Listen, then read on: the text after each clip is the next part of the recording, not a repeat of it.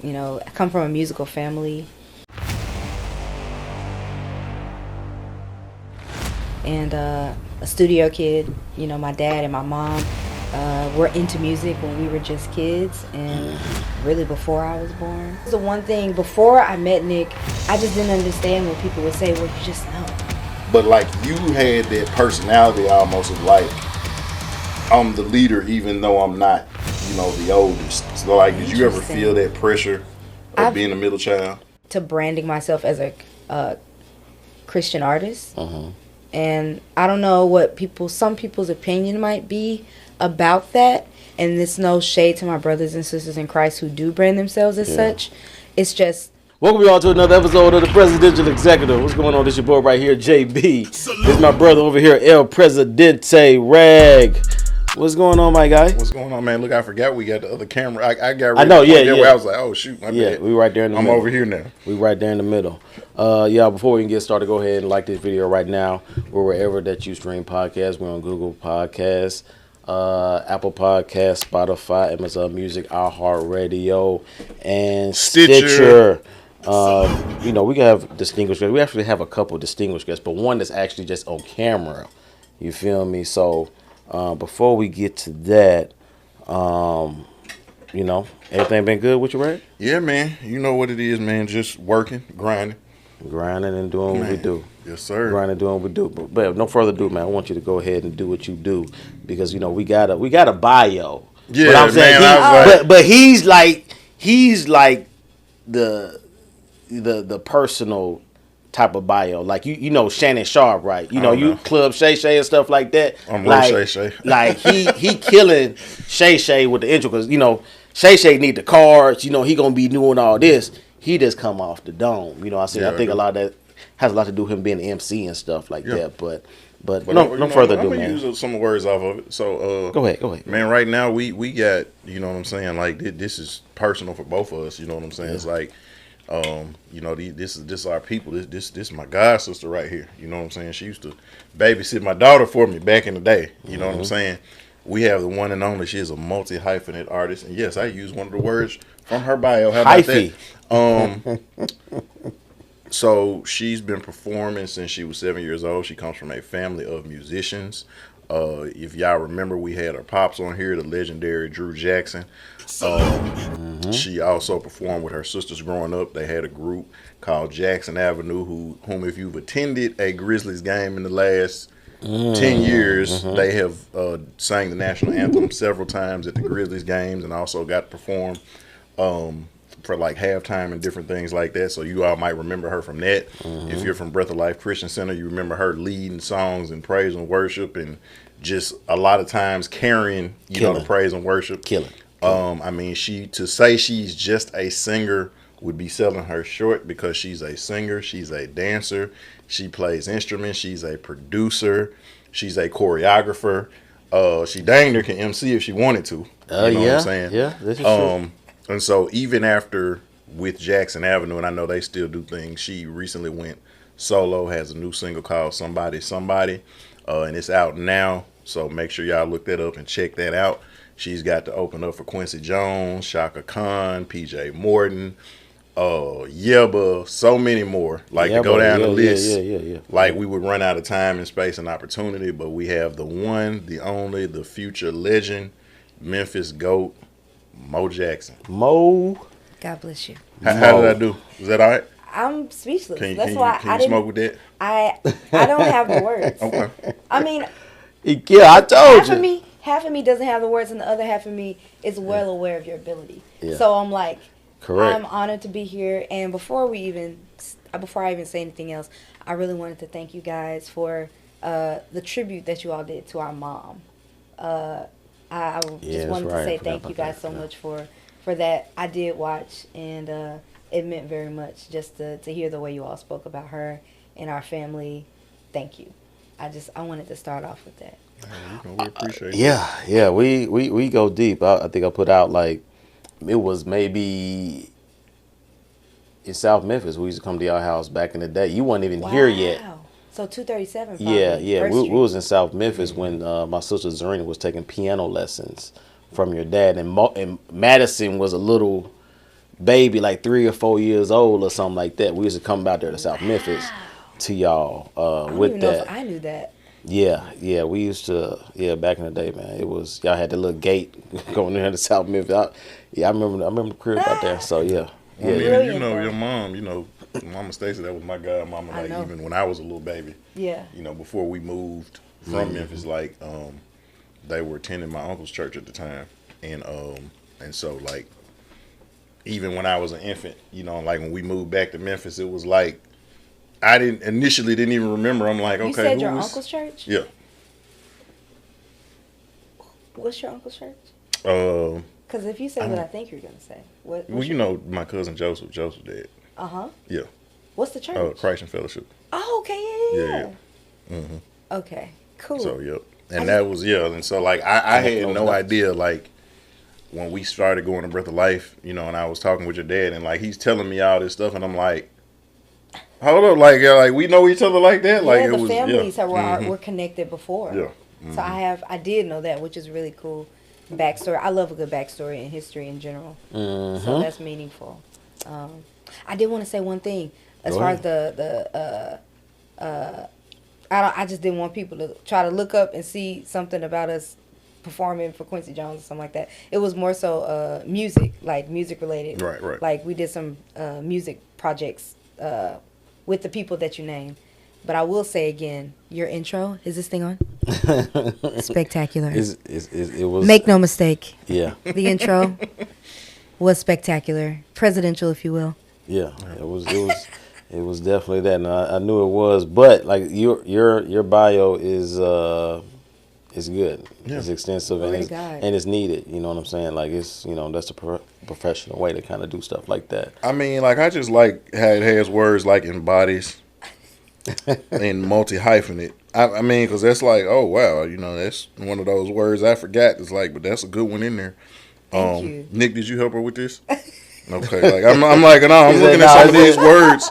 It's like boundless creativity. Like that's what I'm talking about. Yeah. Glory to God. You know what I'm saying? So it's like, yeah, but it's like, you try to read that and you would stumble over it. And that's why, I had to kind of look at it.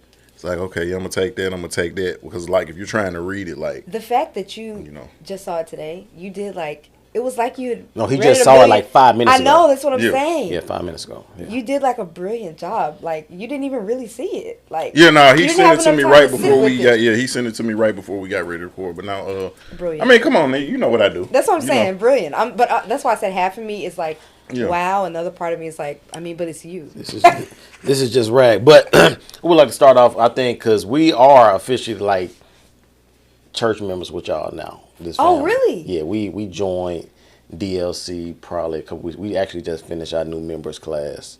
Fire. Oh, I see what this is. Last week, Everybody's so- ganging up against Red. Yeah, That's what this I is. told you Never- when you never get a that. chance, come through, just check it out. Just You feel live, me? bro. Just check it out. You know what I'm saying? No So- strings attached. Yeah, no strings at all. No strings at all. But I see what this is. but yeah, it's like a family affair, man. We've been trying to get together for a minute now. You know what I mean? I know your schedule, y'all in and out of town, man. Y'all like doing y'all thing. And I actually want to get into that a little bit just Sure. later on, just kind of like what's going on. But I want to treat this kind of like people, they know you, but then they kind of don't know you to a degree, right? Mm-hmm. And so bringing up all the way up to what you're doing now, I know you got your own music. You're evolving into probably something else. 'Cause I've been catching your lives too on Instagram. So I know you cool. kind of been explaining kind of your evolution of what you're doing now in music and stuff like that. So, but we want to know kind of where you come from, though, because again, he said we had your dad on here, the I watched maestro, that one too. yeah, the maestro of music, and so Yeah, we had 2 parts with that one. 2 parts, yeah. So, just tell us a little bit just about yourself. We clearly know your name. The last name is Hamilton, but I ain't gonna lie, it don't no offense, but it's hard. I just know her as the Jackson, you know what I'm saying? But it's Hamilton though. But Yeah, just true. tell us more about yourself growing up, all the good stuff and all that. Well, I'm born and raised here in Memphis, Tennessee. I come from, as he so eloquently said, I come from a musical family and a studio kid. My dad and my mom were into music when we were just kids, and really before I was born. I'm a middle child of 5 girls, so I was always getting in where I fit in. Yep. But I come from a musical family, naturally gravitated towards music, but my dad lovingly steered us as well. I think he saw something in us when we were younger, and he just kind of steered us into it. But I think the natural capabilities were kind of already there. But yeah, I don't know what else to say about that. But my parents, I grew up in a loving home. Like, both parents are there and present. Cool. All right. So I wanted to ask, because it's like, I'm not you. I know you're the baby. I'm the oldest. Well, the oldest in the house anyway. Interesting. Baby, middle child, oldest. And so, like, yeah, that's true. Like, obviously, you didn't have to do stuff to get attention because you was the baby boy, so you were gonna get it anyway. Pretty much. Pretty much. I mean, I got attention because I was always in trouble, but like normally, and you talk a lot. I know how to explain. Yeah, things you talk a lot. Yeah. So like normally, like the middle child sometimes feels like they're not seen or not noticed, but like your whole life, one distinguishing feature about you is that you always stood out. So like, did you feel that like needing to be seen type of thing because you were the middle child, even though you stood out more because your 2 older sisters are more kind of reserved and laid back and chill, and your 2 younger sisters, like they're a little bit, they're silly like the joke, but it's kind of a quiet. But like you had that personality almost of like, I'm the leader even though I'm not, the oldest. So like, did you ever feel that pressure of being a middle child? I've actually never thought about it in those specific terms as far as like what you just said. But not particularly. One thing that my parents did try to do was to kind of like even out. There was never like in the family per se, like a favorite, and no one made to feel like, okay, no, this is our one. Or you know what I mean? You know how it can be. Which is hard. I'm telling you, I mean? I'll be having favorites every different week.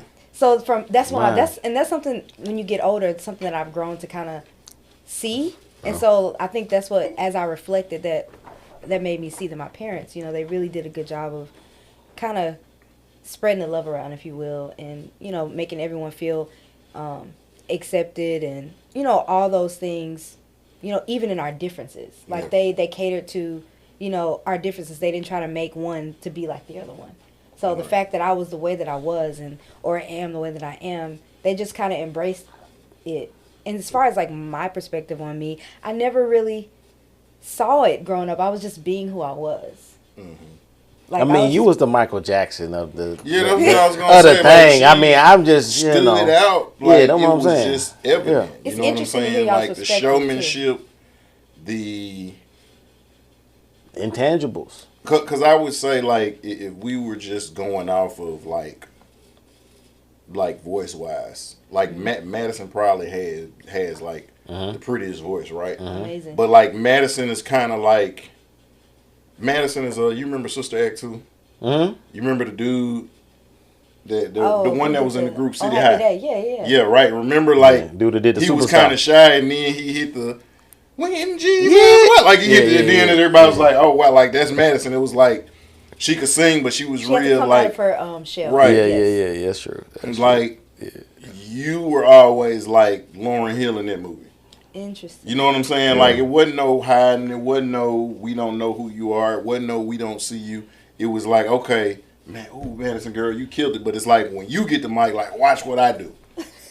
Yeah. You know what I'm saying? And it wasn't just the singing. It was the combination of the intangibles. Like even when somebody else was singing, like I'm into them. You know what I'm saying? Like you're acting like they're singing the best verse in life, but then when it's your turn, it's not just to sing it. Then you're like hitting the moves with it, the choreography. Yeah. You know what I'm saying? Yeah. Like, I mean, I'm talking about in between the verses, she's doing spins and stuff. Yeah.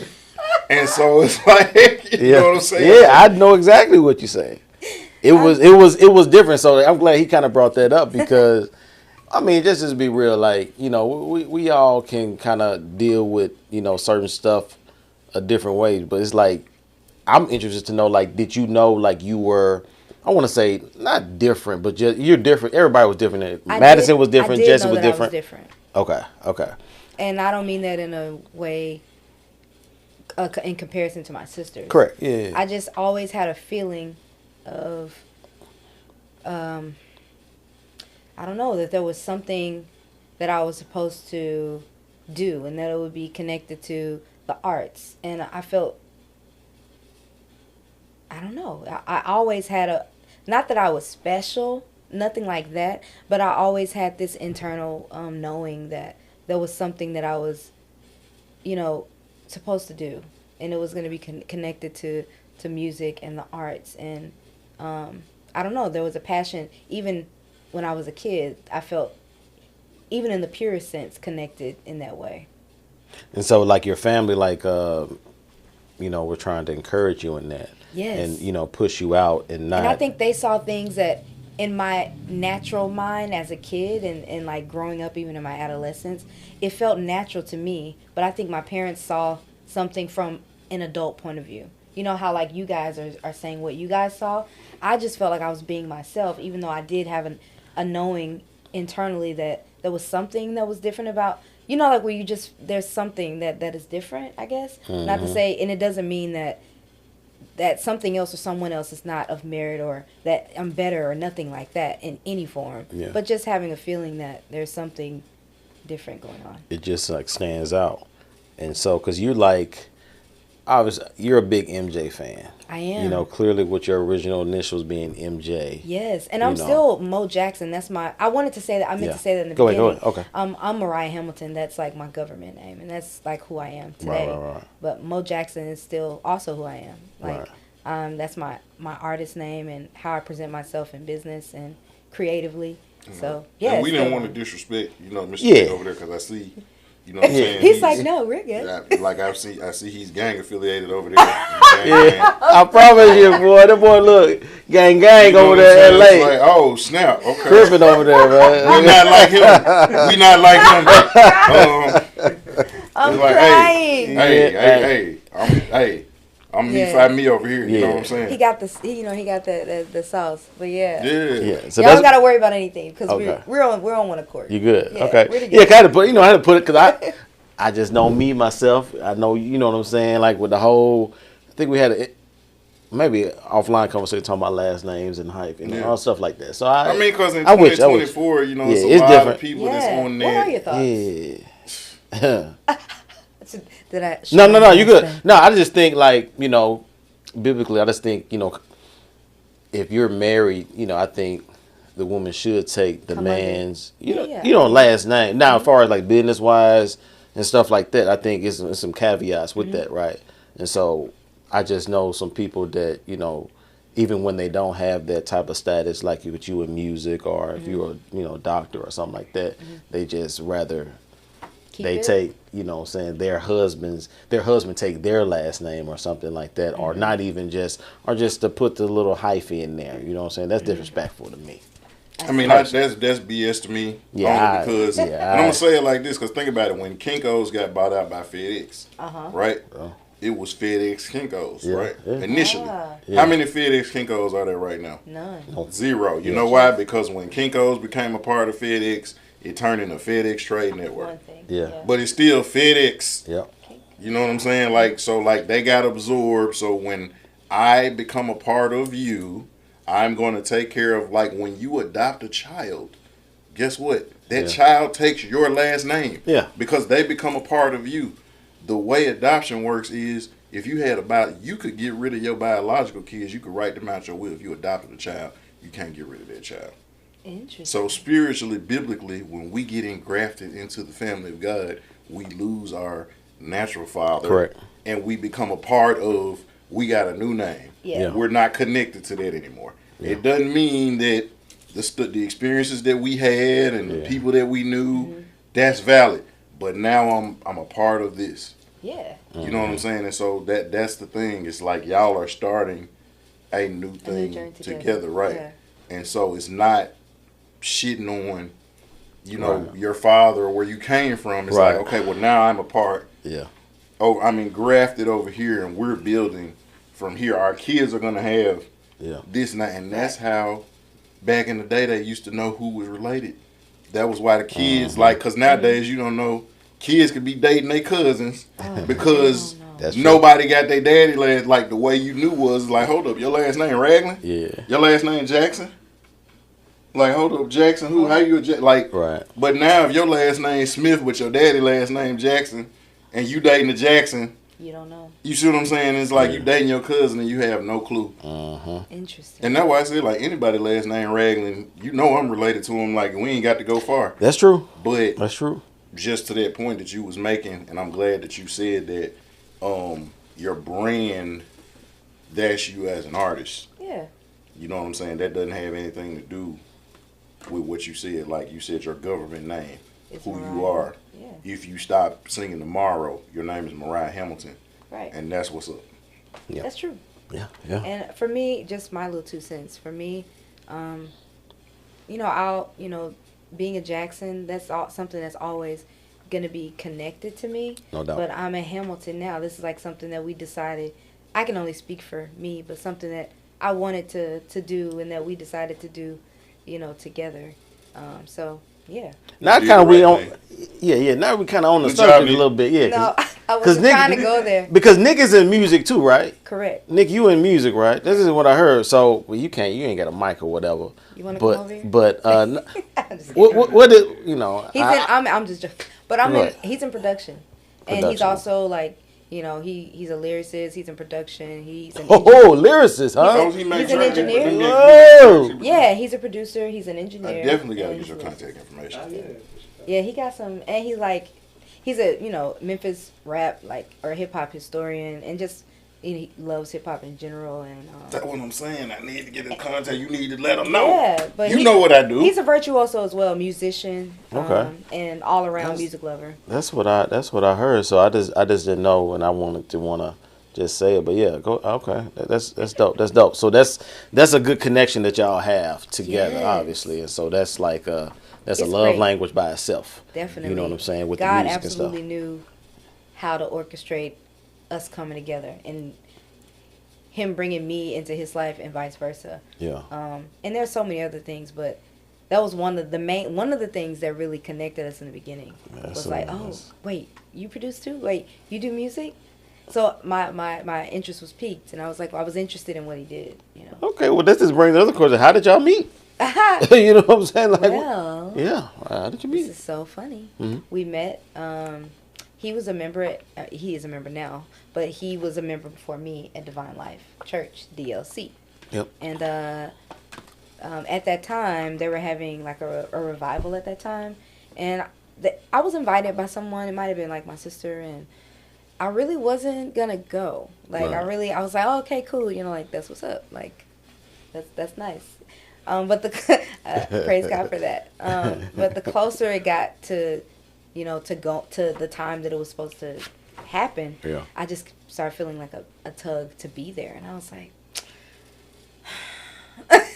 I guess. You know what I mean? I felt like I was supposed to be there for some reason, so I ended up going. Mm-hmm. And God, spoke some things to my heart and used some people to minister to me, and I met Nick that week, and we just started, talking, and we connected, like I said, over music. We were, after church, some people would hang around, and it would just be young people talking to each other and stuff, and I saw him, and I just kept feeling like he looked really familiar.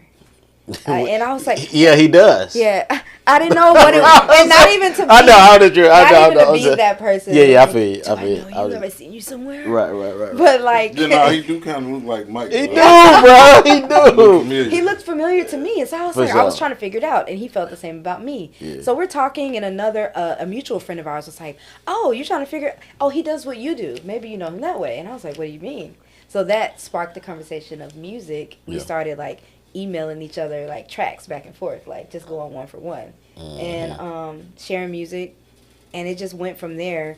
God orchestrated and expedited the whole process. When I tell you, we met October 3rd, we knew we were supposed to get married at least by November. And we were engaged by February and married in May.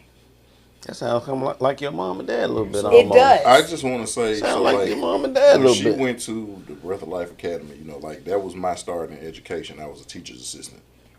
I have a story about that, by the way, once he's finished. I'm just gonna say, like, I remember what type of student that you was at the time. Tell me about that. So, like, your vocabulary, considering, is like, I'm just amazed. I mean, because like I used to grade some of your papers. Yeah. You know what I'm saying? And I'm like, and so wasn't- now to hear I your wasn't- vocabulary, I'm like, What am I saying? wow. Like, you have stepped the game up, my girl. Like, Not the you better vocabulary. do He said the I think- vocabulary. No. And something that I figured out about myself, too. I think She I don't going think I in. was neurotypical. Like, Okay. I think that the schooling structure wasn't built for learners or children who learn differently than the way that the system is set up. And I think that I kind of got lost in that system growing up. Yeah. And so I think that, to his point, Yeah. I think that's why some of my papers look the way that they did. Yeah. Because I don't think, and I think that's a big issue today, just like putting every child in the same box as far as their learning pattern and the way that they learn and retain information.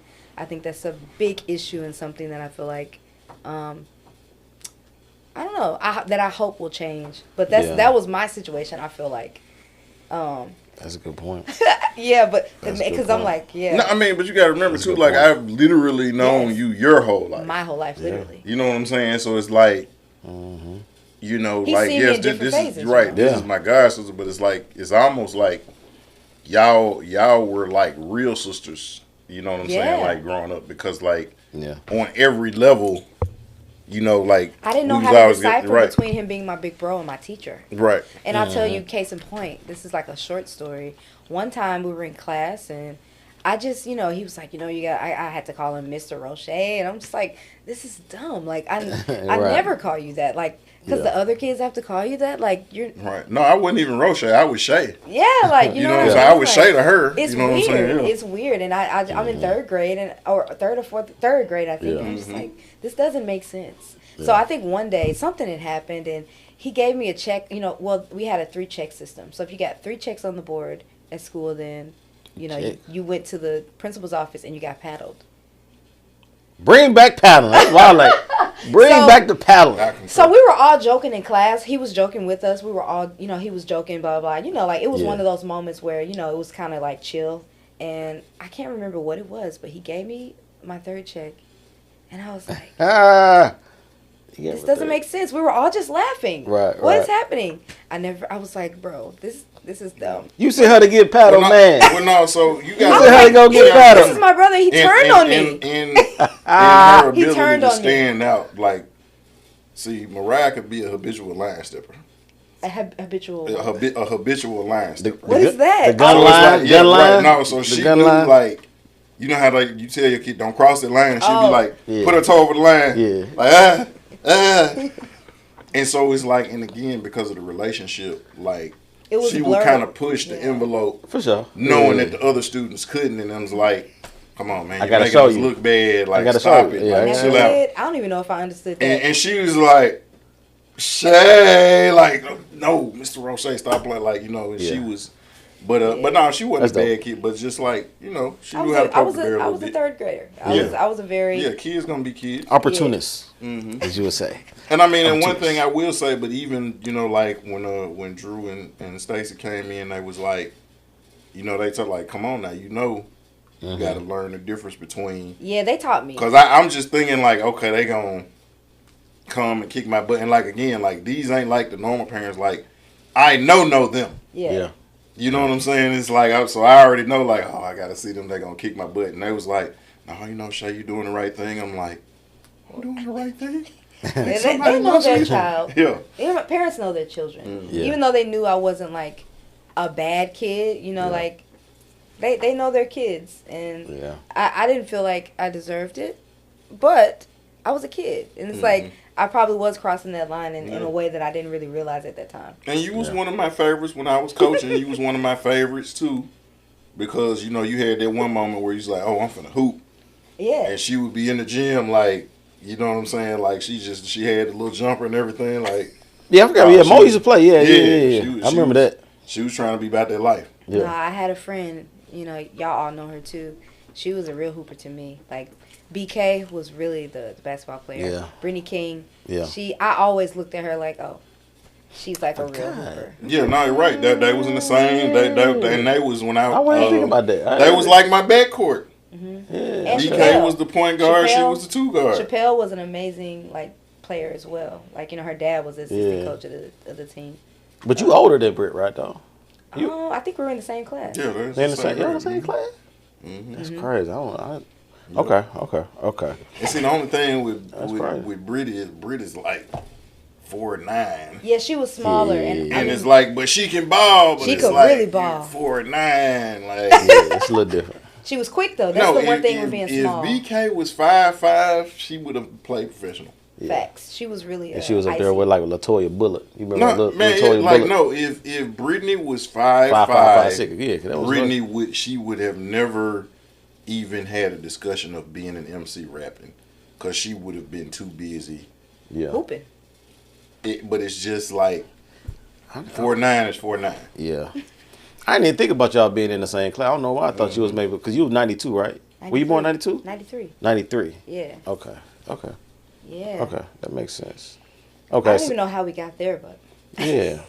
That is interesting. Okay. Now I didn't know that. Okay, but yeah, it's crazy how y'all got together was very similar to my parents. What I remember your dad saying when he was up on here. Yeah. The timeline and stuff like that. It's very true, and if I didn't know the Lord, I would say it's strange. Yeah. But I do know that God has a way of putting things together in a way that you don't really imagine or, can't really fathom. And but that was the one thing before I met Nick, I just didn't understand when people would say, well, you just know. Like, I could not fathom that. Because, you meet people that you like and different things like that. But it's like, I always had a feeling of, like, not going past a certain point because I had an inner knowing that wasn't it. Mm-hmm. And if I questioned too much, and especially in my, when I got, a bit, I matured a bit more, I was praying a lot more about, like, when I felt that it could go to a deeper level, and I was like, Lord, should I go down this road? And just not having that peace to do that ever. Okay. And but when I met Nick, it was like I got that assurance of, like, God being like, yo, you need to relinquish control and let me flow, let me do what I'm doing. So relinquish the control and let me show you that this is for me. And that's how we got here, at least on my part, Right. Well, he probably got a whole different story other than that, something like that, huh? Yeah, because, he was a gang member and he gave his life to He gave his life to Christ. He went down to the altar and he laid his flag down. Took his gun out, put the holster on the ground, put the beeper down, all that stuff, huh? Ooh, Lord. That's crazy. And then, when he go back through the hood, they be like, he gang, but for the Lord. For the Lord now. You know what I'm saying? Because once you in for life. Yeah, you in. Y'all, for those of y'all who know them that's watching this, please forgive me. I'm having too much fun. Yeah, we just joke, of course. It's all good. He was wearing something very colorful. He had his feng shui was, amazing. Yeah. And so for those of y'all who know Nick, he's not, out here thugging. He's not banging or anything like that. Ain't nothing wrong with banging, though. Just having fun. Ain't nothing wrong with banging, man. These are just jokes. Nothing wrong with banging. We all need some banging love sometimes. We need some security. Oh, yeah. No, I was the Crips accountant. Oh, so I believe that. Everybody kept their books for him. Everybody had their thing. I drove the car. My brother was a GD, what I'm saying? Back in that, a gangster disciple. Gangster disciple. Yeah. Raleigh Egypt. Yeah, right, exactly. Raleigh Egypt, yeah. Right, because he was real there were a lot of GDs at Raleigh. Yeah, that was a big thing. Mm-hmm. All right, now we got that out the way. Now I'm interested in your portfolio on your music and all the stuff that you got going, because now, correct me if I'm wrong, this is like this your first solo project that you're trying to, or you probably been doing it your whole life. Yeah, but I'm assuming, but it's like, go ahead. Oh. No, I was. You can finish your thought. Okay, now I was saying, like, I think this is like your first solo. Are you making an album? I am working on a project. Correct. Okay. But this is I've done featured I featured on songs and things like that as a solo artist. But this is my first time stepping out on my own with my own project. And this doesn't negate, like you mentioned before, like Jackson is we still work in music, still work on music, and we put out something last year and the year before that. And so we're still working in music, but this would be my first, the single that's out now, Somebody, was my first release on my own. Okay, so what made you want to do that? Because I remember seeing, I don't know who video it was. It was some young lady that was singing, but it was like a video. Y'all were dancing or something. She's an artist as well? Yeah, she was an artist. I don't know if it was like a pillow fight. I don't know what it was. Or it was or something. I don't know. It might be Tarian. She's an artist. Tarian, that sounds familiar. Okay. Yeah. I think it was her. And you had like a part on there, or you was like on the chorus or something like that. Yeah, well, we've collaborated a few times, like as far as just work together. I've done some things with her live, at a few shows and things like that, and I've been in maybe like 3 of her videos at this point. Like, so we've collaborated in quite a bit of the last few years. And I remember you doing something back in the day with Ty Brazel. Yeah, we've done, and we've talked recently. We're talking about, it's a new single that we're in talks about working on right now. Yeah. But yeah, I hate when people are like, yeah, I knew them when. Yeah. But yeah, like we have that history. Yeah, Ty's dope, man. He is, and he was dope when I met him back like a few years back. But it's been cool to see him develop even more and branch out and to see the success that he's seeing now. Mm-hmm. Yeah. So you're doing now with this. So what are you trying to do with this new body of work that you are producing? I'm assuming Nick is part of it or doing something on it or something like that. Yeah, I mean we work closely together. It kind of just flows naturally, being that he's an engineer and I'm an artist and a producer, and he's also a producer. So it kind of just flows naturally. If it happens, which it has been happening, then I really see us continuing to work together down the line. You mix and master, Nick? I do. He does. Man, like a good mix, like not the shh. You hear the little stuff in the background and stuff like that. Okay. What I appreciate about him. I'm definitely getting this content. Yeah, what I'm saying. That's what I'm saying. He really is a hidden gem, and what I appreciate about him is that he really is a student of the craft. Dope. As far as music in general, as well as just a tech guy. But also he's a technical guy and a feeler. So I feel like a lot of times with engineers, there's a hard line of finding an engineer who is either they're all technical or, they're just, I don't know. A lot of times you get more so on that side. Right. But he's a great balance of being a feeler of the music and being able to feel things as well as know the technicality of it. So, yeah. All I'm going to say is that you thought, sis. So you thought God sent him for you. God sent you for me. How you doing, Nick? Nice to meet you there, guy.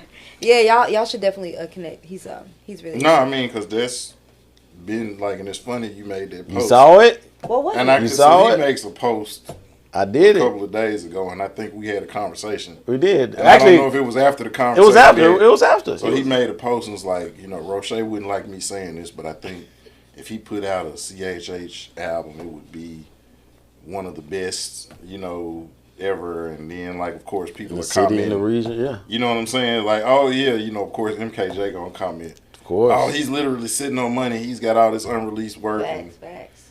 I was just like, and I think he was saying, like, my thing is just that it's not that my faith isn't there.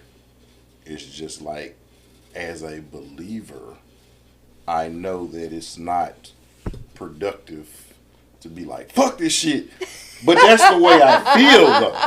No. You know what I'm saying? But I can't go to Divine Life and do that. But bro, you know what I'm saying? But like that's what. But you could come at it from your angle. You feel me? That's what I'm feeling, and I'm just at a place of authenticity where it's like, at 21, my dogma of my faith would have been like, oh no, I can't say that. Right.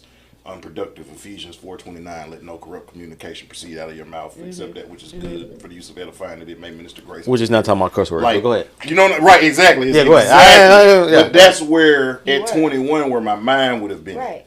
You know what I'm saying? And so, like, now, it's like, okay, I understand righteous indignation. I understand frustration. I know that you can be angry and not sin. Facts. I know that unless I'm telling a person to go to hell, or I'm calling you a BRH or something, or MF or something like that, like, if you get shot in the shoulder, you be like, motherfucker, God is not looking at you like, oh, thou mustest not this saith that word.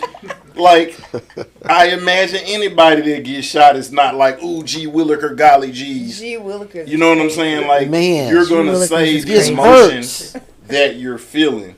But I believe that a lot of times in the faith, that things about, especially like with politics, like now my new thing is like right wing, left wing, it's all attached to the same bird at the end of the day. So it's like, but to talk about politics and say like, because again, like one thing, like I don't vote, but like, believer, oh my God. You know, like that's one of those things, but if I articulate it in my craft, you would understand where I'm coming from. But a lot of times people are not even going to give you the listen. Yeah. You know what I'm saying? And so, and even in the lines of that, like, how do you feel like, because I know that you are a person of faith. I am. How has, where do you draw the line at in making good music and as well as standing by your faith, or do you draw a line? I will say the line is drawn for me by my conviction.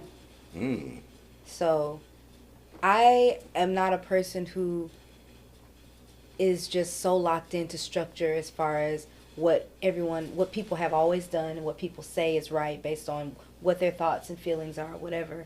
I mean, my bottom line is the word of God, and I know that those things can be interpreted, and the Holy Spirit is the one that teaches us and really guides us into truth and helps us to like understand the word. But aside from that, it's really just my personal conviction. So, you know, like that's really what leads me and how I flow, but not from a place of being religious ever. I think I'm the most trying to be careful, I guess. I want to know what I mean by that is like saying what I really mean. Yeah, right, because you got to get on a Preacher Man podcast. Man. Yeah, definitely. Sorry. I don't know. I'm led by what I feel convicted by, and if the Holy Spirit says something to me or yanks my collar about something that I said or did, or even if it's not necessarily spiritually wrong, sometimes I just might need to go in another direction. So This is not even me just coming from everything is spiritual, but not just coming from a spiritual angle. Yeah. That's kind of how I flow, and honestly, I just kind of flow with how I feel led to flow. Yeah. Like even when it comes back to your original question about what I hope to do in music, like that's kind of where I stand. Like even with genre, like I'm not locked into a genre. The only thing I will say, that's a conversation right there. Yeah, the only thing I will say is, I've never felt drawn to branding myself as a Christian artist, and I don't know what some people's opinion might be about that. And it's no shade to my brothers and sisters in Christ who do brand themselves as such. It's just the way I feel led to move. That's how I flow, the way I feel led to flow. That's interesting that you say that, because we've always had this conversation for years, and I know I've probably made a few Facebook posts about this as well. And I can go into detail if the more we talk about it too, as far as why. Yeah, now everyone has a different path. Yeah, from my experience, you know, just looking at it, especially in this country or even in the world, we like things in a box. We like things in a certain manner that we can put a label on and say, okay, this is this. Okay, good. I understand this. Right. And so in a sense, because I think you bring up the example of Lecrae sometimes, of, you know what I mean, like he got to where he got to being this Christian hip hop artist, right? And then once he got quote unquote kind of in the door, he kind of wanted to be like, well, it's not really Christian hip hop. It's like hip hop, and I'm just trying to do the same thing Tupac was doing, or same thing as, you know what I'm saying? So that's where. But to the world and a lot of people with a certain kind of perspective in Christendom, they was like, they don't be having that. Yeah. You know, once you say, they expect a certain thing from you. Correct. And not to say that that's my sole reason, but I just feel led to go a different direction, being that I feel like what God wants to do in my life and through me creatively is really for the world. And I feel drawn to the people in the industry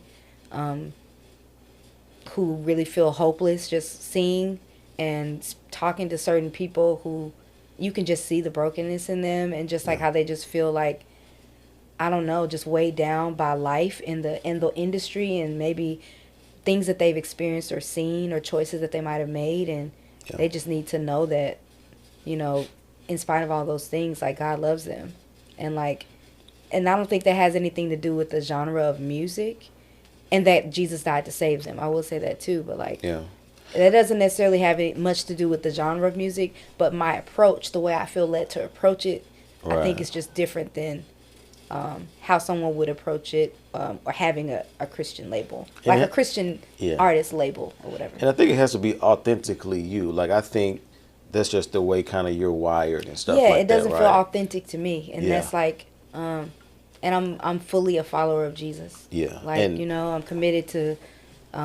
My desire is to see God's will, you know, be fulfilled in my life. Period. Yeah, like, and too, you know, some people think I hate on Lecrae sometimes when I bring that stuff up with that. But too, you read his book, like a lot of that stuff, him wanting to be seen in that way, has a lot to do with some of his trauma, not growing up with his dad, and stuff like that. So he wants to, you know what I'm saying? So it's like, it's just coming from a different type of place, but I think it has to be authentically you, because I do think it's some people out there in the R&B space and whatever, like CeCe Winans. CeCe Winans definitely could have went like an R&B route. You know what I'm saying? Like, honestly, I thought they were R&B growing up, just for me. Or even pop. Yeah, BB and CeCe, yeah. I thought they were R&B growing up. Now that I'm older, I'm dissecting their lyrics. You know, I'm lost without you. You know what I'm saying? Growing up, I'm thinking like, dang, what they talk about? So let me be. Yeah. So man, my folks used to have that on the loop. So don't ever go. Yeah. But now, that's real. I was gonna say, like, I think it's a reason why, especially now, just using Memphis as a way, like, it's a reason why it's a Fro and an MKJ. Yeah. And like a lot of these other dudes are upset and they mad, or they throwing shots, or they throwing shade. But Fro and MKJ are unapologetically who they are. Yes. And like you said, it's a level of authenticity. For sure. You got some other cats, you at church every Sunday, you say you believe, you believe in Yahuwah the Father and Yahusha the Son, and you pray, you're empowered by the Ruach HaKodesh, aka the Holy Spirit.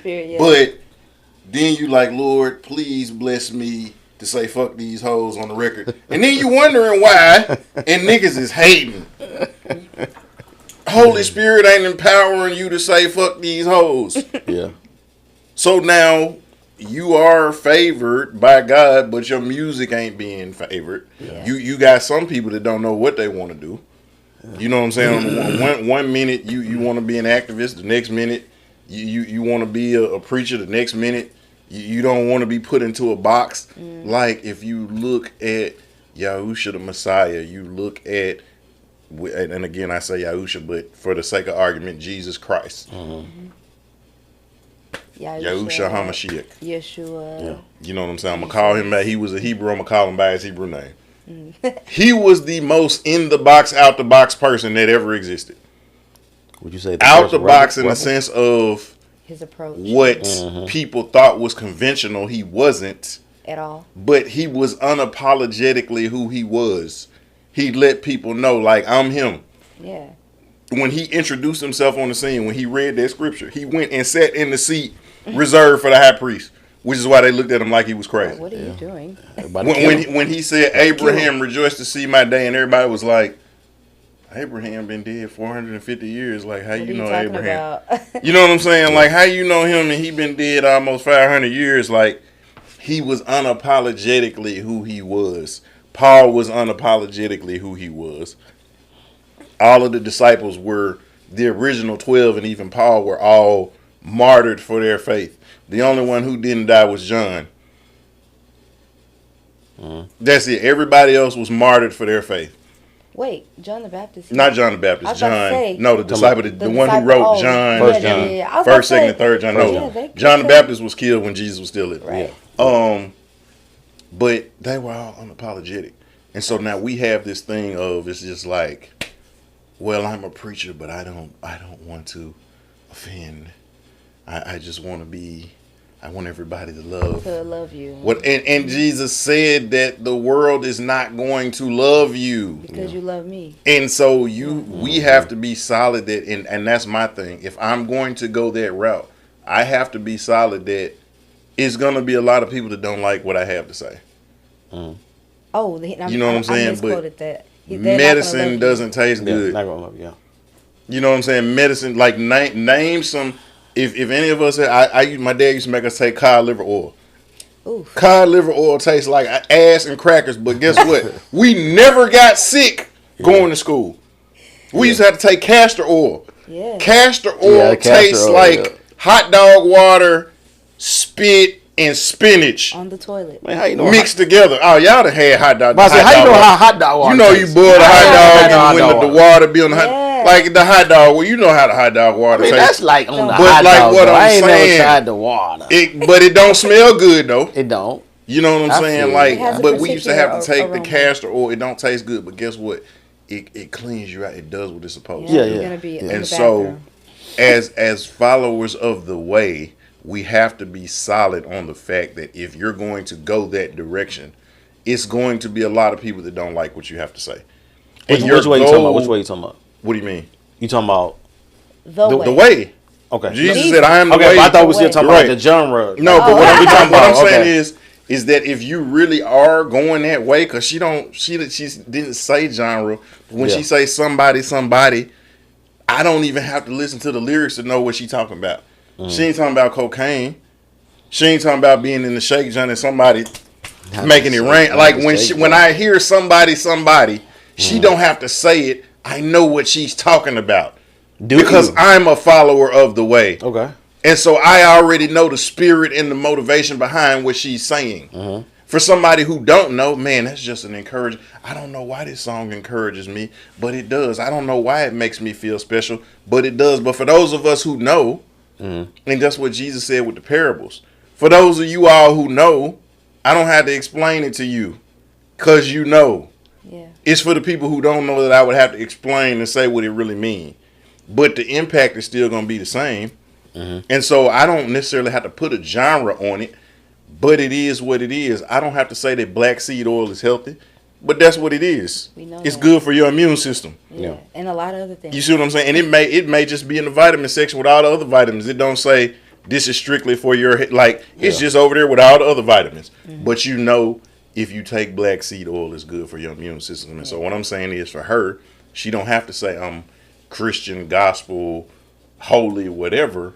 It is what it is. I'm just saying that some of these folks have a problem with saying it. But if that's what it is, don't get offended by it. Yeah. Lecrae got where he is unashamed. Fact. And then once you got on, that's what I'm saying. Now you're ashamed. Yeah. And that was my only thing with it. Like now you were 1-1, and then once you got on, it's like, well, 116 doesn't actually mean Romans 1:16. They tried to flip it up. Like you have albums where you're breaking down. Yeah. For I am unashamed of the gospel of Jesus Christ. You got albums where you're breaking it down.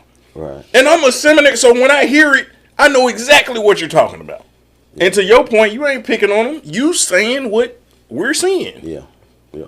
And I didn't mean to go on that diatribe about that. Like it just it sparked me when y'all were going that route. But I understand what you're saying, and what I wanted to say earlier when you were making your point about Jesus and him not being ashamed and knowing who he was. Like, he had an inner knowing of like who he was, and he walked and stood 10 toes down on that. I forgot what I was gonna connect that to. Sorry. It'll come back to you. So you were saying that he knew who he was, Mm-hmm. and he was connected to that. But I think that you're going that even in spite of him being connected to that, he knew how to relate to people, or Yeah, like he knew how to relate to people, and you were saying that like everyone's not gonna like it. Mhm. And I was earlier I was thinking of that scripture that says like they hated me, so don't, they're gonna Right. Yeah. they're not gonna like you either, pretty much. And me paraphrasing it. Yeah, I think you definitely got to be authentically you. Is And genre wise, yeah. sorry, go ahead. No, go ahead. I really, I'm growing and rewiring my brain in the area of, I grew up in a house with like a lot of siblings, and like everyone's just talking, and I'm a middle kid too, so like you just trying to like, you have to like get in where you fit in. Yeah. And so I'm rewiring my brain to like, no, just you need to wait. Yeah. No, you good. But I'm listening.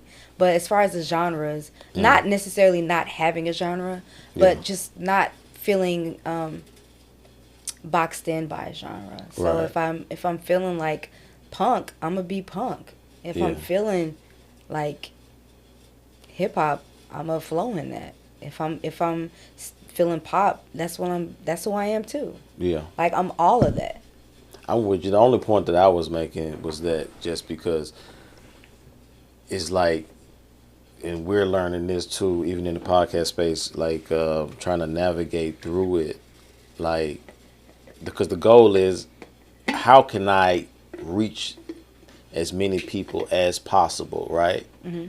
And so if everybody is gravitating to this Christian space over here, business-wise, now, not however you thinking, you know what I'm saying, to yourself and what Holy Spirit is telling you, but business-wise, it's like, yeah, I could be right here, but business-wise, it may be good for me to go for. That's why I was just kind of see how your mind was working in that. Like, I get, because certain people should be unorthodox, kind of being, not being within a genre, but the way America's set up in capitalism and stuff like that, it's like, no, nigga, we want to know where you at, so I can go get your stuff. Facts. But if you're kind of just caught in the mist, you know what I'm saying? If you're just kind of caught in the middle a little bit, it'd be like, well, I don't know. I don't know where to kind of find you, because if it's punk, like, I know the punk people, these right here, Christian people, I know this R&B, I know that. And so to me, when I look at it, I think it's like more advantageous business wise to be like, okay, I may not want to be stuck in a genre, but business wise, I may have to, maybe even initially, to get a training or a buzz or something like that. Yeah, and I think on the whole, like the overview, I see myself in the lane of pop, and not as far as like what people think pop music what they think of, but pop means popular music. Yep. So there's so many things that could fall under that genre and subgenre. It is, yeah. So that's kind of like more of like a global.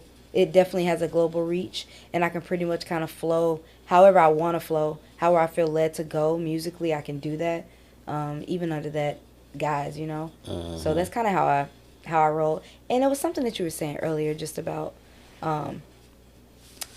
people being in certain genres, whether they identify as a Christian artist or not. My belief, and I believe this to my core, is that if everyone does, what God put inside of them to do, we don't have to worry about any of those things. I think people think about the wrong things. I think people's focus are on the wrong things, like when it comes to music in that way. Yeah. Like, if you focus on what you feel called to or what you feel a tugging to do, like, none of those things are going to matter in the end. But you doing what God put you here to do, the way he put you here to do it, regardless of what they're doing over there. Right. And regardless of what they think about it, because they don't know what God told you. Right. So, and that is one of the things I think we talked about too before on the episode, just like, it's great to have people in their lanes working with you or in community, right? y'all the music people, right? Mm-hmm. Get somebody that know how to distribute it out. Facts. I'm gonna do what I do. Y'all do what y'all do. I want my stuff heard. I want to, try to do, whatever numbers stream, whatever like that. Go do that. You know what I'm saying? So it's not necessarily your job to do all the other stuff, Yeah. but it's good to be in community with people that, you're an engineer, you do other stuff, you sing, y'all do all that stuff, but then it's good to have somebody, whether that's an agent or somebody else, to just, okay, this is what Holy Spirit told me to do. My job is to give it to you and you go do your job. It takes the pressure. And however, yeah. That's the great thing about having management. That's the great thing about having someone to represent you. Yep. Whether it's like a publicist or someone who just helps to organize your business. Whether that's, because management can do a lot of different things. Whether that they're just like taking care of your bookings, or you have a person who looks after your streaming and that aspect of like your business, and someone who's over your YouTube and your image, and like who understands algorithms and different things like that. It just kind of helps us be able to spread things around to where all the pressure is not on you. Now, I know that we live in a time where a lot of people are having to do all of it themselves and learn the curve of how it's done, because it's constantly changing. Tough. Yeah. Like, it's changed so much even in the last 3 years. So just having to keep up, that's like a whole... Artists today wear so many hats. And there's a pressure to have to do it unless you have someone who...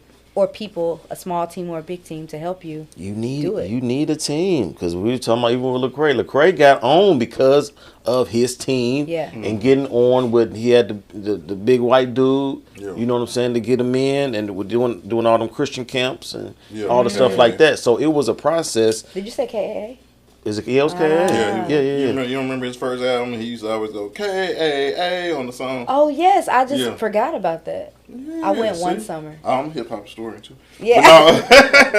No, I think like that's real. So like what she was talking about with genre, like I don't think there's anything wrong with that.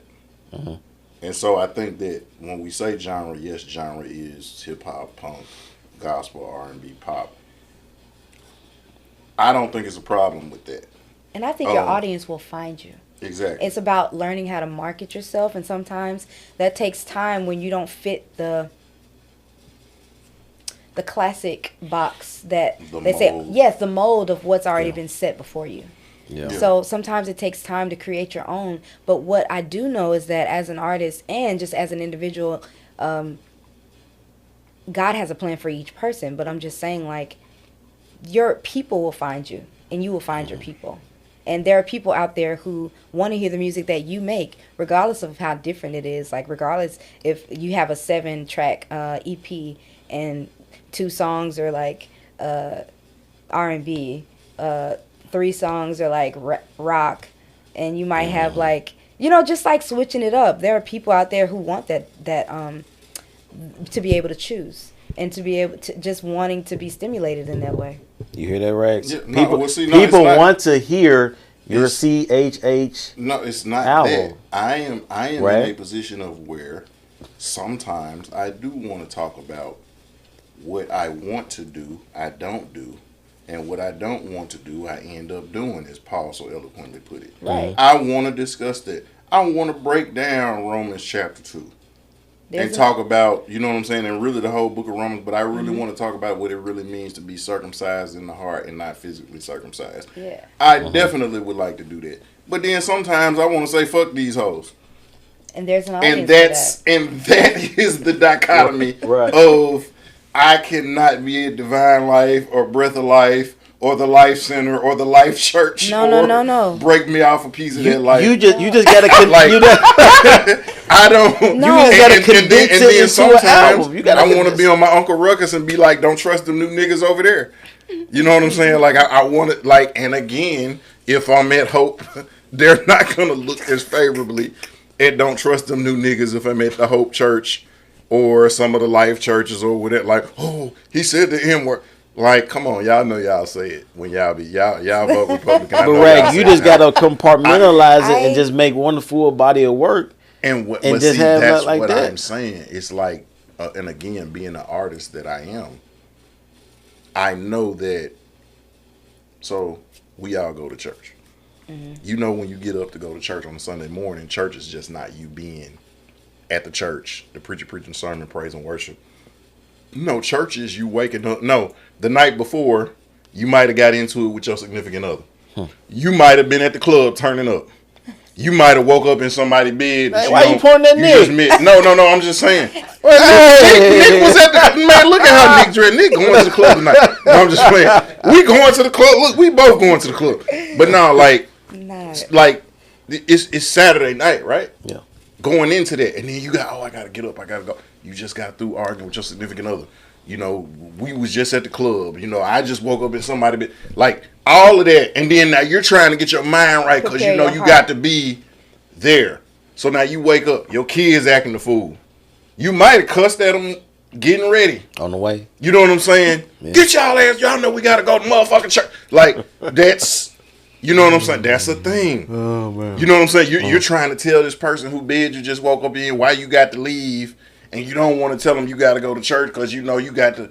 It's communion Sunday, and you got to ask for forgiveness on the way home to change because you don't want to take the body and the blood unworthily. But that's the thing. You see what I'm saying? Being like a believer, though. and right, yeah. and so then you got the whole the church. You got somebody sitting at the church you don't like. Or that don't like you, or that you know said something crazy about you. Or in my case, like back when I was talking about the depression episode, it's times I walked around the corner in the vestibule and I heard you saying some crap about me. And then you turned around and saw me standing there. Ooh. And now I got to act like it's everything. I don't want to put hands on you, but because I respect Dr. Holloway and my parents and, you know, the people that I'm around, I'm not going to do it. And then you got okay, church is over with. And then in some cases, you know, when you leave church, you got that text message. You finna go beat something after. You know what I'm saying? After you left. This baby. You know what I'm saying? Or you finna go, your weed man and hit you up. You know what I'm saying? Like, oh man, I'm glad I ain't put all my money. I'm glad I just paid my tithes. I'm glad I ain't put that extra in the offering. I got enough to buy me a bag. You see what I'm saying? Or you finna go, now the liquor stores be open on Sunday. You finna go buy you a fifth. You know I got mine right. Like, you see what I'm saying? Like, and so off the rails. We act like as believers that the church experiences that hour and a half, 45 minutes where you're just in the building, and we negate the time before that, the time after that, and like we talked about in the I believe it was the depression episode, we talked about the Monday through Saturday aspect of it, like that part of it, like. You being late for work, but you lying on your time card. Yeah. But you still asking God to bless you for the promotion. Yeah. You know what I'm saying? Or like you didn't clock out on your break, but you still getting paid for it. You sound you like see what I'm saying? Like that part of I know, it. right? Yeah. And again, that part of it would be frowned upon because everybody wants the good scriptures. They want the prosperity. They want the that'll preach moment. They don't want the if I cheat on my taxes and I'm claiming somebody else's kids on my taxes, I'm full of it. You know what I'm saying? They don't want the, oh yeah, you know you used to cheat on your wife, that ain't good. Or you used to cheat on your husband, that ain't good. Or you used to do stuff for your own personal gain, or you was in a position to help somebody and you didn't. The Bible says if you lend to the poor, you're a friend of God. But you know poor people in your circle, you don't even lend to them. And the scriptures say, how can you love God whom you haven't seen, but you don't love your brother who you see every day? Like, that's the type of stuff. And because I use strong language, or because I say what I really feel in my heart, I know I can't be up in the church. And I don't feel I got to curb that. Because, again, you don't tell your granddaddy to curb his speech. And guess what? I'm a granddaddy right now. My daughter wouldn't let me be great. Yeah, that's right. Your niece, Charity, got more kids than you do. She only got one, but still, I'm just saying she got more kids than you. I was gonna ask you how she was doing. Yeah, she just had a baby. But great. But what I'm saying is she wouldn't let me be great. I'm like, let a nigga get old first. But again, you don't tell your granddad when you go see your granddad, and guess what? Your granddaddy know more scriptures than you do. But when he cuts somebody out, nobody say, "Oh, granddaddy, you doing something?" Mom, no, you understand. That's somebody who done live life. Yeah. They know what they talking about. And he can sit up and probably break the word down better than your pastor. Yeah. But now because it's me, Or if you was to do it, or if you was to do, oh, Yeah. Mariah, your folks, how could you? Oh, JB, your dad was a preacher. How could? Oh, Roche, your uncle and your dad and all these people in your family. How could you? You went to seminary, and you see what I'm saying. And that's what, like, I think what she's talking about from like the punk or the gospel or the hip hop or the pop.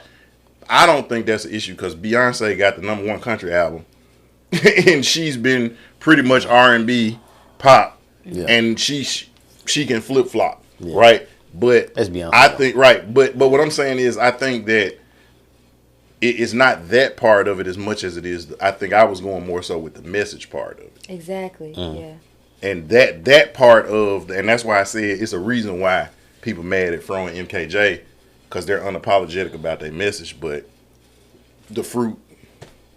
But yeah, I mean, well, I wanted something that you said earlier, just like. See, next time you just gotta stop him. Be like, hey. No, I can't.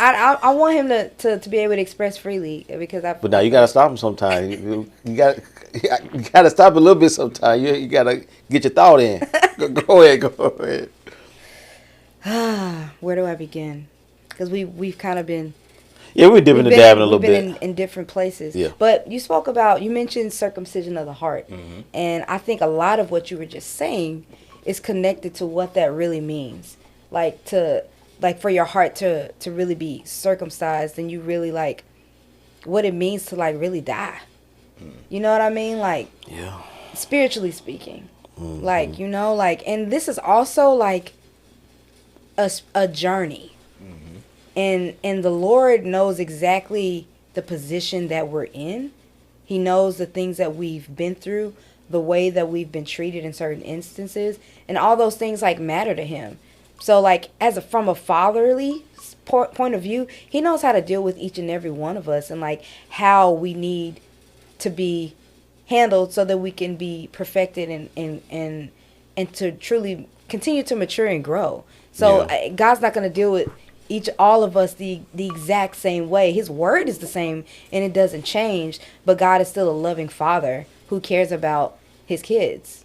You know what I mean? Like, I don't know. I'm saying that to say, I guess I'm just saying that to say, like, you feel like you can't, you wouldn't be accepted, I guess, in certain spaces, religious or church. I don't even want to use that term. I redact that. In church spaces or whatever, but I'm just 2 points for her for corrective use of the word redact, by the way.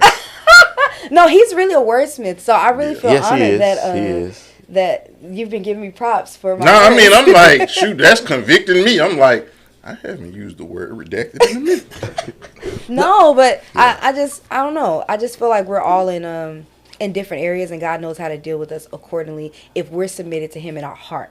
Right. And I often just be like, God, help me to have the right heart posture towards you, even if that doesn't reflect what other people think I should do or how other people think I respond. Allow my heart posture to be right with you first regardless of what anyone else thinks. And so I feel like everything else will fall into place, and who cares, what other people think. Because I have to pull myself back, because me and Rag have a talk off camera and stuff like that. Like, I talk a little differently probably than I do on here. Definitely. It depends, you know what I'm saying, what we talking about, right?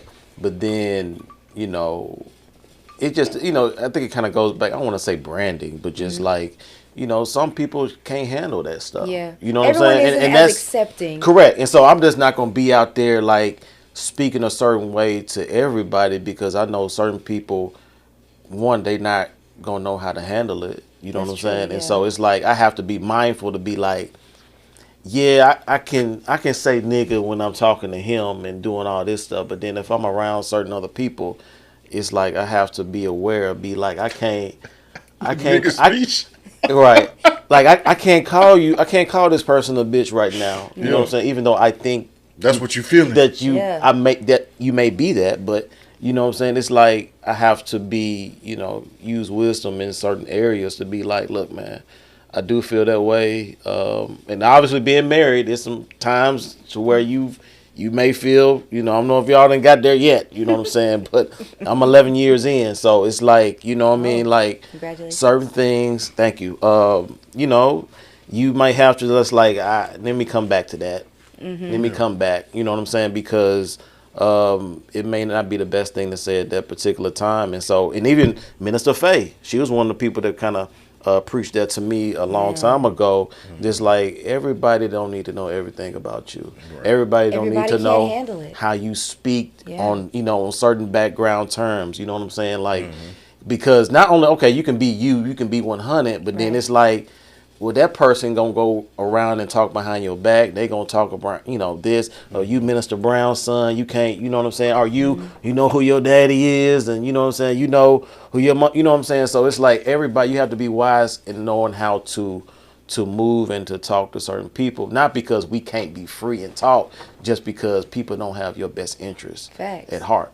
You know what I mean? So it's funny that you said that.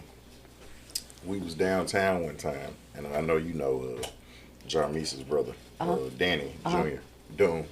Yep. So we got accosted by some people of the other persuasion, and because you know we're walking down, and they girls was checking us out, and they was mad because you know you got all this chocolate dripping, and you know it's like all of that. You know what I'm saying? All of that. You know, Vanilla was over there, and they was like, "Ooh, we down with the swirl." And they dudes wasn't too happy about it, so we about to throw down. So like, Doom is like, Shay, you can't do this. You can't fight. We go to Breath of Life. Like that was like how you said people are like who your dad is, and like I'm like Nick. You know what I'm saying? Like I'm back to my gang. Like, you know what I'm saying? Like, you gang affiliated. You gang. Yeah, switched and flipped. And I'm ready to throw down, and he's like, you can't. You know, your dad. We go to Breath of Life, but it's funny that you mentioned it because even now he said Breath of Life, did he? Yeah, no, we was at Breath of Life, and it's like, but it's funny that you said that because even people who are in your circle who know you look at you that way. Yeah, no doubt. Like, and it's not even like, you're aware okay, I represent this church, but it's like, you know, certain things we should be mindful, I guess, as far as like how we present ourselves to others who may not really understand or have the understanding that you do about certain things, you know, or and sometimes it's a maturity thing as far as, you know, a certain understanding that you might have come into that they might not be there yet, and they might not be able to handle it, and that could affect, you know, how they see not really you, but even like how they view God. It should never be that, but sometimes that's where some people are, and our responses or the way we react to certain things could affect other people's walk. Hence, you know, y'all know like Romans, like how it talks about like not doing certain things in front of others to kind of look out for them, and even if you don't think it's wrong, like it could negatively affect someone else. And so I try to live by that, but I know, I mean, we all drop the ball in certain ways, but like, and we're all being perfected if we're being perfectly honest, but stuff happens with that. Now, it's kind of a question you kind of asked us kind of off camera, kind of shifting over a little bit about hip hop. I think you asked us about a little bit, right? And so, you know, you're a hip hop lover, and I don't know if I can call you hip hop head. I don't know. You could be though. I'm definitely would you call yourself a hip hop head? And deeply appreciative of like hip hop and certain figures in hip hop, as far as like what they've done and their gifts, like what they are able to do. So you 1993, okay? So you 1993. So give me a top 5 hip hop rappers. They don't got to be MCs, right? It could be like do you want them to be MCs? Just like hip hop influence in general. I want rappers. What you say, Rag? I want the rappers. Okay, so I tell you what. He's like, no, because I know where you're going. So like we can do both. We can do both. We can do both. Yeah, we can do both. Who are not necessarily known for their MCing, but who are influential in hip hop to you. Okay. We can do both. Some of them might be hip. Some of them might be MCs though. Okay. So I'm gonna say Q-Tip, Dilla. I mean, there's so many. This is hip hop influence. But see, those are producers too, though. Correct. Yeah. See, especially Kamal. You know, like Q-Tip, he's producer and rapper. You know what I mean? We know what he was one of the main producers on Nas's Illmatic. Pac. I mean, that's like, to me, that's like a natural. I was I was drawn to him when I was young, like when I first like was hearing his music and just I don't know, I think some people on the outside looking in had a certain perception of him, but I remember even as a kid seeing through what people thought they saw about him and being like, no, there's really something else there. Like there's really something deep there. Oh, it's two different Pacs now. No, for sure, but at the core, at the core, as far as like, what he was about when he was like expressing certain things about the system, about the world, like he had some valuable thoughts, and he was really, he had a soft heart, even though he had a tough exterior. You like to hit him up record? That was him being, I know, I'm with you. That was him like flexing his bravado, Yeah. How the bravado being flexed. Yeah. I mean, because how you said that, like, OJ was an amazing football player. Amazing. And apparently he's good with Ginsu knives too. I'm just saying. Oh my gosh. I was just expressing, as a kid, I saw the different, the layers to Pac. I'll just say it like that. Okay. Bill Cosby was America's dad, but you might not want to drink what's in this cup. I'm just saying, it's not me. I'm not that guy. Okay, now that's three. That's three. I think there's so many. We did doing 5. You said influence. I want to get your rappers after this. Straight. If you got them. If not, we can just move on. But I just. You got me. You know who I really liked, who I feel like didn't have as long of a or as impactful of a. I want to say the right thing. I wish that she was more well known and did work longer. Moni Love, when she first like when I was introduced to her like when I was younger, and she really had an impact on me. I forgot about that name. Yeah, Left Eye, her flow and the way that she rapped and wrote her raps. I just felt like her flow was just really different, and the way that she wrote was really I don't know, reflective and interesting, the way that she put rhymes together. Even in the solo work that a lot of people haven't really explored, like the Supernova era, which is like right before she passed away, she was really like a really dope MC. So I really, and she and Pac had like a lot of they did similarities as far as like their in a lot of ways. Honestly, just me, I like backstory. So when I'm into someone, I'm gonna like look into them for real. I thought you were gonna say Lauryn Hill.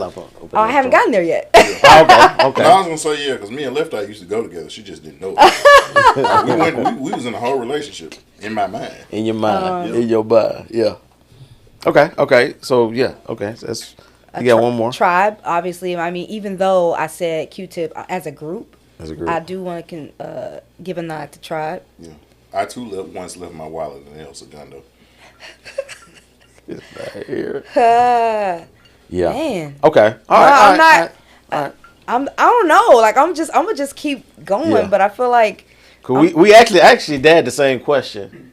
You remember that I asked him. He was. What did he say? Similar. No, it was sounding you. It was all over. It was like, hey, it's just too many to to kind of. We talked about it wasn't from a hip hop standpoint. It was music, right? Yeah, music, a gospel or something. I don't know. Singers. You're not right, because we had the gospel, then we had just the regular R&B, and so like you had like the Al Greens and being put on the spot sometimes it's like weird for me, because it's like I know all the people that have influenced me and I love. Yeah. You know, I'm on the spot. You asked us this off camera. You supposed to. I asked y'all. Okay, but you were supposed to have it in the clip. You had it. You knew it was coming back your way.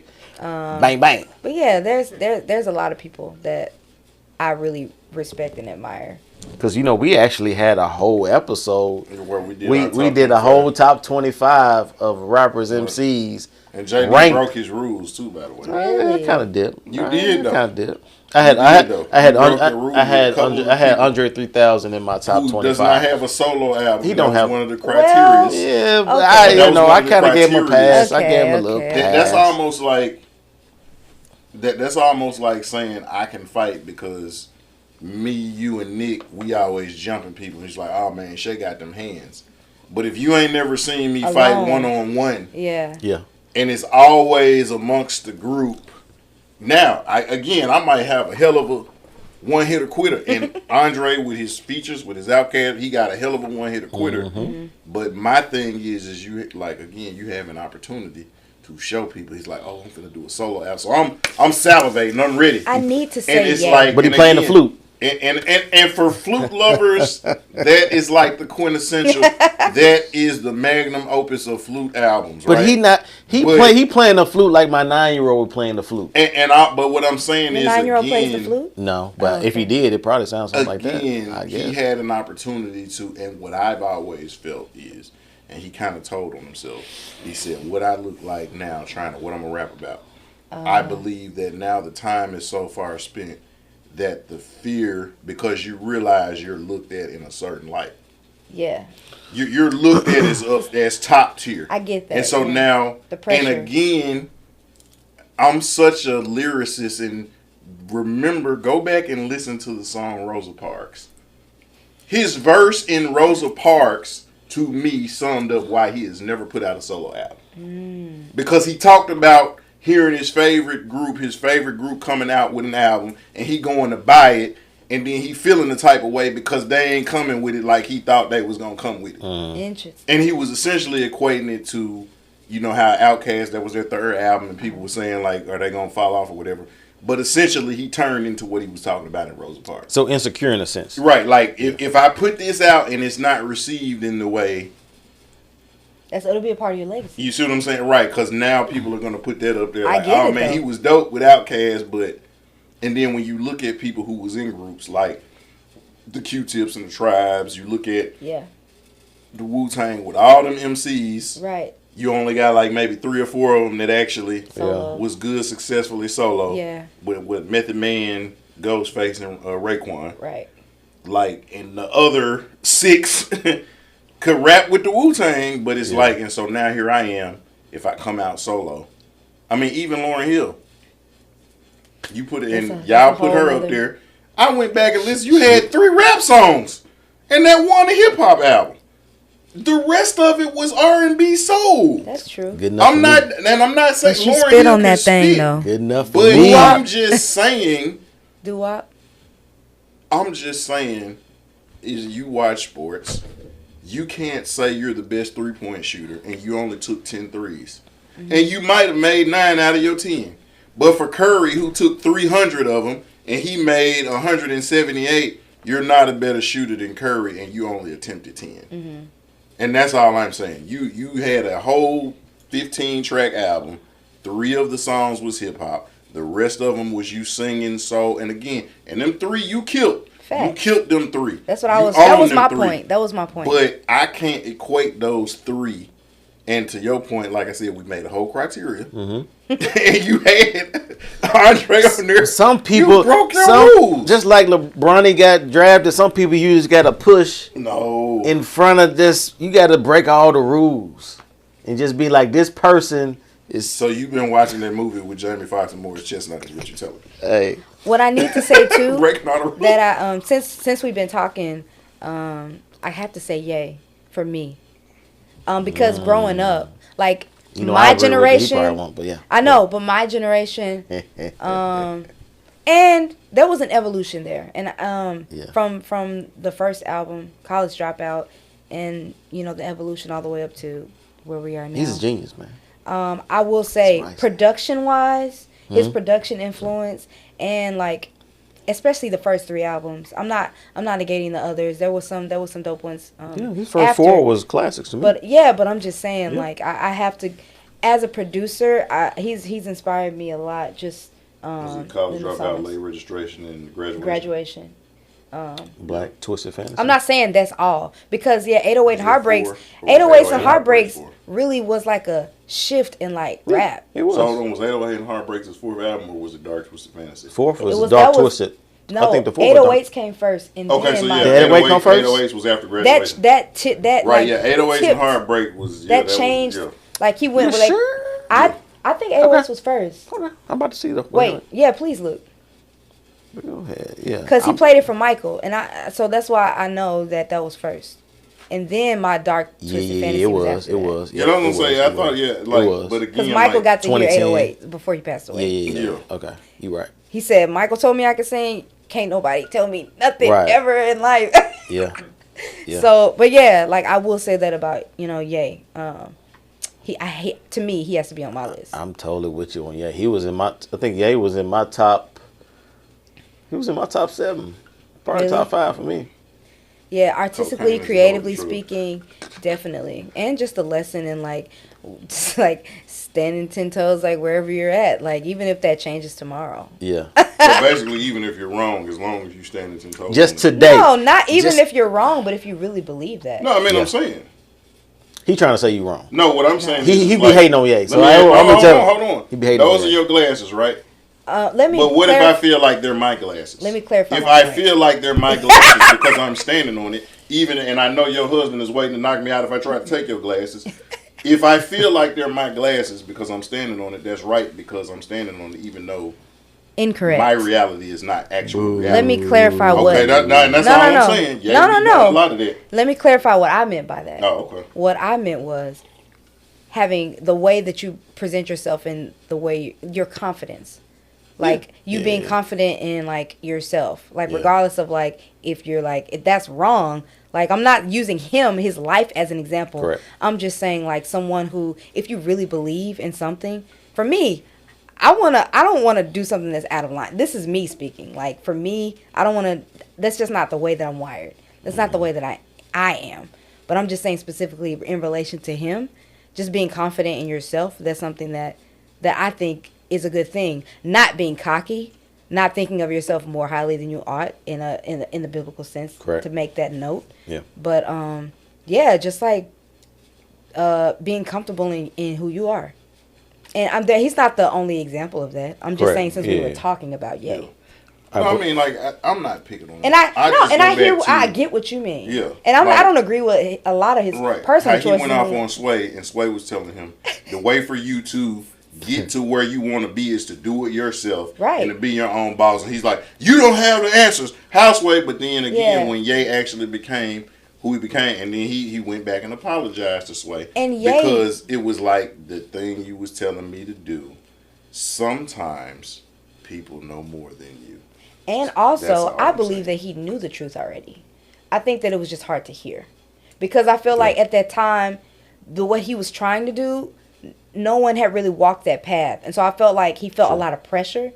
And he felt like there was a lot that was going wrong.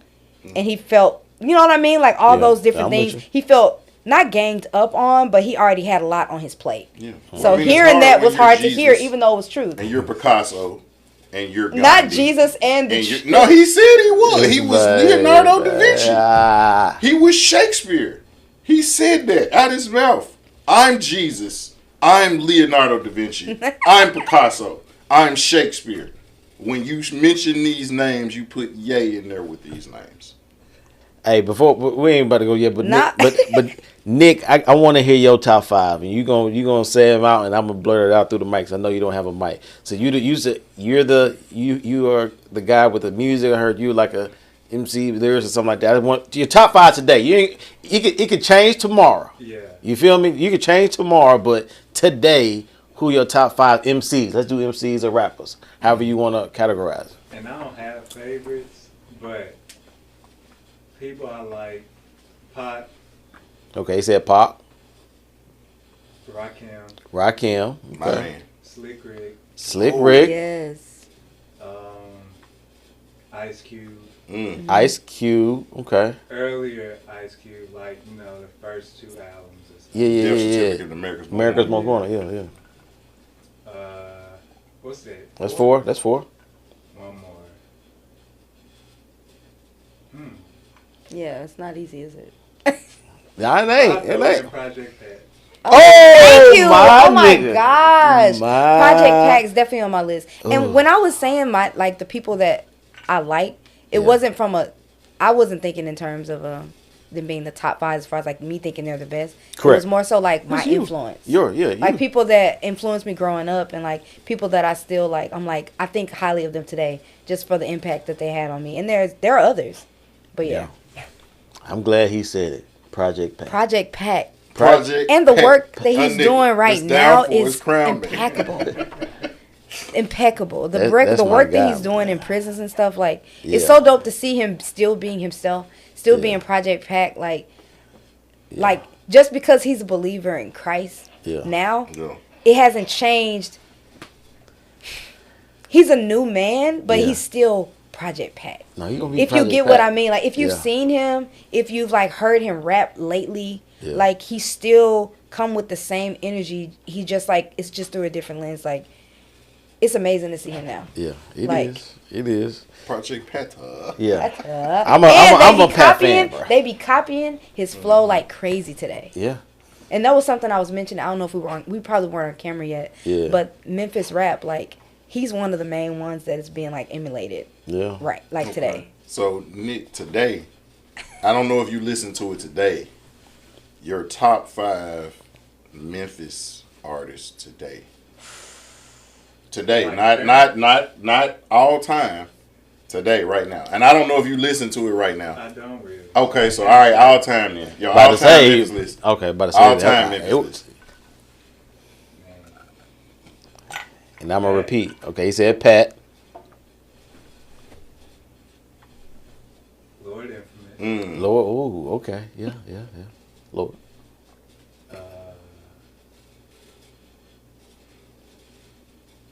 Yeah. So that's Pat, Infamous. Lord Infamous. Yeah.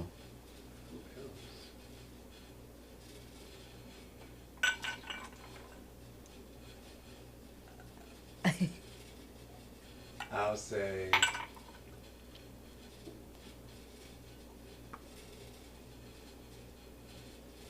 for women, I'll say Gangsta Boo.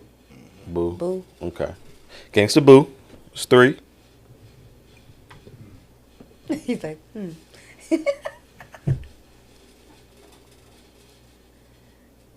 I don't have favorites, so I can't. It's I hard feel you. to- I understand. But Yeah. I like Gangsta Black.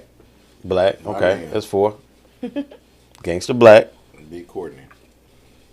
And I'm going to say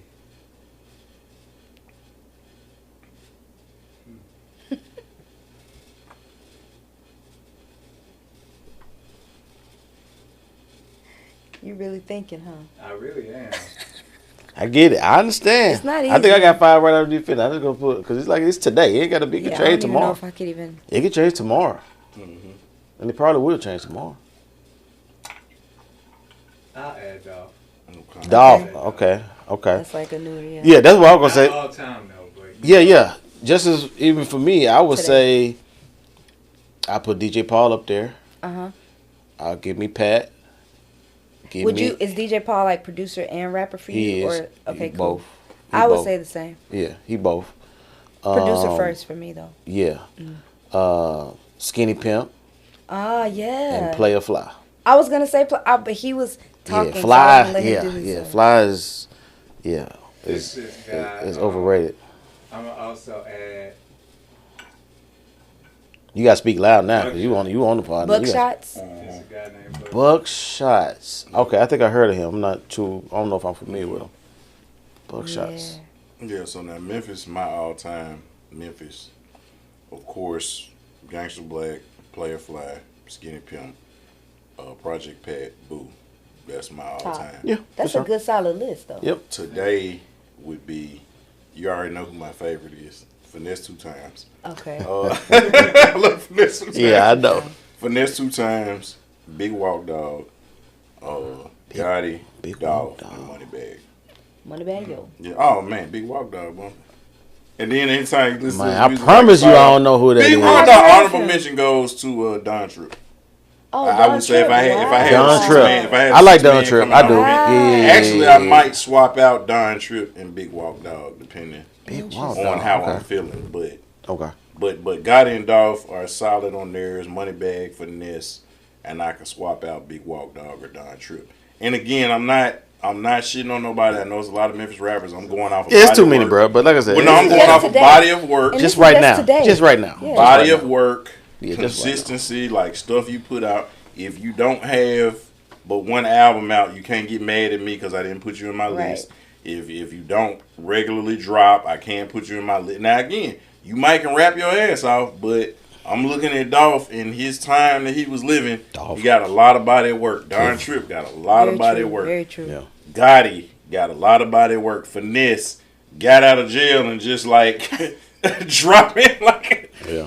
You know what I'm saying? So, like, I'm not hating on nobody else. I'm not shitting on nobody else. I'm just going off of people who I'm constantly hearing every time you know me, I don't even listen to the radio like that, but when I do cut it on, or I cut on YouTube or whatever, I'm hearing these guys when I'm going to parties or different, house parties and stuff.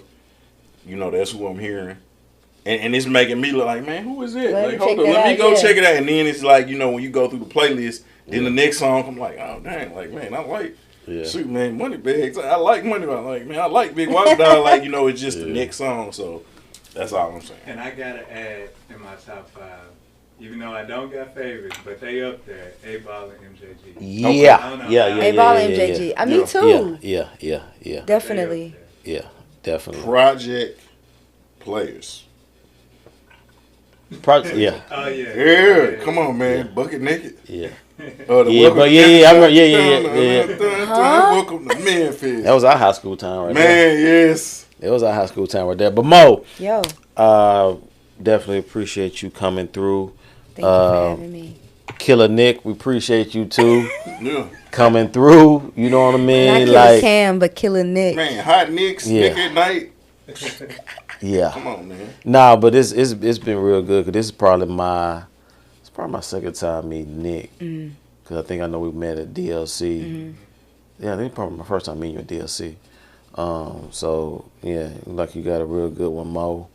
Welcome to the family, bro. We don't see each other that often, but we look at them as family. So anybody, I feel some type of way because it's my first them. time meeting you, but it's cool though. Bro, it's been crazy, and I've been real just under the radar, I guess, the last few years. Yeah, she should. But yeah, and it was, good. And this was really, I mean, I couldn't have orchestrated this myself. I have kind of said that. It was kind of quick. I'll be honest. So I hadn't had the chance to really just get around, even to family like y'all to really say hey guys, this is my husband. Yeah. Well, the chirp was going around. Mo got married. No, Mo got married. Who she get married just for to? Future reference, no guy ever likes to hear it was kind of quick. So just Oh not my a good God. way to start a conversation. You're wondering why he's not talking to you like this. Just saying. This dude here, man. But there's a lot of music, on the way. Of my own, and with the girls, Jackson Ave, that's my sisters and I, and even working with other people, TV and film. We have some things coming out as well, so just keep an eye out. I'm looking forward to it. The stuff that you have out, where can people find it out? Well, find it at, if they look up Mo Jackson, honestly, they can follow me everywhere. Mo JCKSN. You can follow me, and it's the same on any streaming. You can stream my single, and you can stream my sisters and I. You can stream Jackson Ave, JCKSN AVE, and that's pretty much where you can find. And it pretty much, I guess, if you look up my name, you can find, and Jackson Ave, you can find our work, things that we've worked on. The Quincy documentary, we worked on a song for that, and what was the film that came out last year? They Clone Tyrone. My sisters and I have 2 songs on that soundtrack. Oh, yeah. So yeah, but we're just we're committed to continuing to evolve and make the best music that we can make, and inspire people. Let the God's light shine through us, and turn people's hearts towards Him. But yeah. Yep. We appreciate y'all. So hopefully, this won't be the last time we get together at some point. We're definitely gonna get together with Nick, because Nick is. I feel like he should have been in this trip. Yeah, he's Nick is the guy. We know he's the music guy. He actually gonna help you. Aficionado. He gonna help you make your first CHH album, and you know what I'm saying, all that stuff with you. So it's how about, let's start here. Let's not put a label on it. There you go. Let's just get in the studio. You right. And let's just see what naturally happens. And then that way you'll get the album, but without the pressure. Yeah, well, I think the stuff is already done. I just need to mix it. That's what oh. See, that's what I'm saying. He already got. It's already done. He already got that done. I actually have an EP and an album done. Stop playing. That's what I'm saying. Not old stuff, like new stuff. Now old stuff, I got old stuff. Will you send me some things? Sure. I want to hear a song or two. I would love to hear everything, but whatever you feel comfortable singing. I actually got Marcus King on something. For real? Yeah, I would love to hear something, for real. Yep, we're going to do that. So, until next time, continue with that executive mindset. And most definitely keep it presidential. Salute. Arriva Dirty. Bow.